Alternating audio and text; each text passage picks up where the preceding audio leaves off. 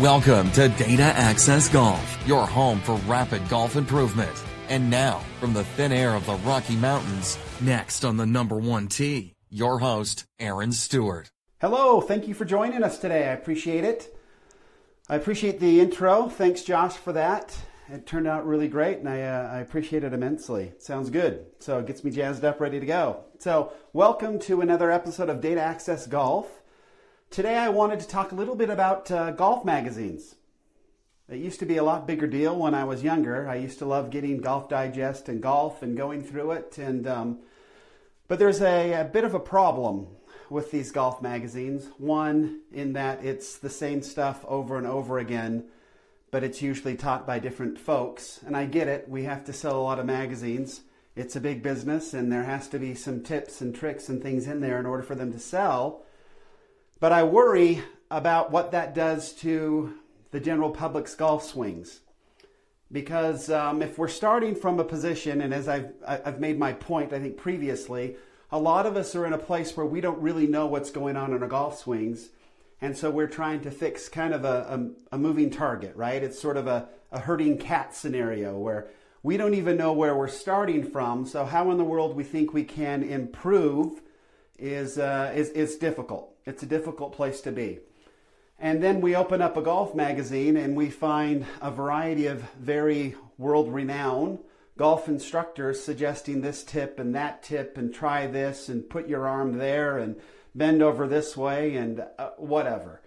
There's a lot of different ones. Over the course of 5 years, you'll see retread after retread.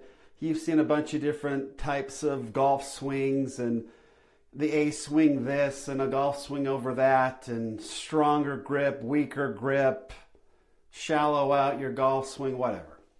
All kinds of stuff.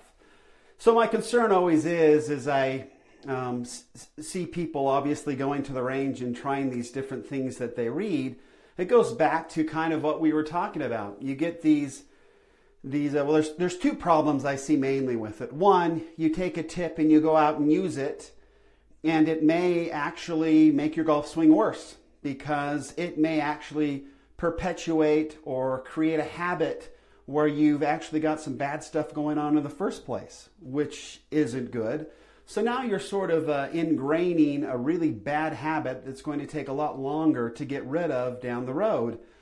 And that's not a good place to hang out. And the second problem we have is you'll get in, and it kind of goes back to a previous podcast, but you'll get in and maybe you try something and it starts to work for you and you believe that somehow or another this particular article, this particular tip, this particular graphic actually means something, and it doesn't unless you know exactly what's going on previous to when you started using the tip. And that's where most of us do not hang out. We have no idea where our golf swing is. And so this kind of goes back to making sure that we have accurate feedback, instant accurate feedback when we have an opportunity to do this. And so what I try to do is if I read something in a golf magazine and I think, you know what, this sounds pretty good to me, I will actually take it and I will go ahead and set up my equipment to get my feedback going right. And I will actually just give the little tip or trick a try and see how it looks. But I will look at the feedback and see if that actually improves my golf swing or it makes it worse. Within a couple swings, I can tell, you know what, this particular tip doesn't work for me, and I can toss it out and not worry about it. Or this particular tip makes it worse, this particular tip does nothing, or this particular tip, it actually puts me in a better position, makes it easier for me to swing a golf club on plane in the right place. And so I think that there's a place for golf magazines and there's a place for all this golf knowledge, but until we know exactly where we're coming from, we have to take everything that we read in a golf magazine with a grain of salt, and we can't expect, and again, if we don't know where we're coming from, we can't expect a golf tip to be the end-all be-all to put us in a place where we're going to have a good golf swing going forward forever. Because every day we're a little bit different, and every day the feel's a little bit different, and we can't rely on it. So I just kind of want to put that caveat out there when we have a golf magazine, and I love to read through them like everybody else does, but when we read through them, we need to make sure what they are. They're for entertainment purposes only. It's fun to kind of see how everybody has their own sort of twist on a golf swing.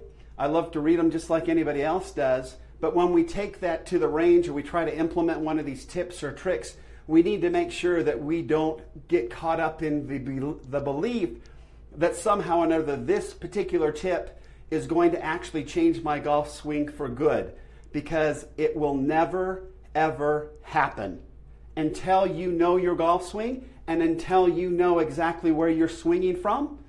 Nothing will work and nothing will stick and nothing will be long term. So again, join us on this journey, this sort of, we're working up to it, this sort of winter golf program where we can improve your swing indoors. So when spring comes, we're far better golfers than we were going into winter. That's kind of the goal of the podcast, kind of the goal of Data Access Golf. So come along with us.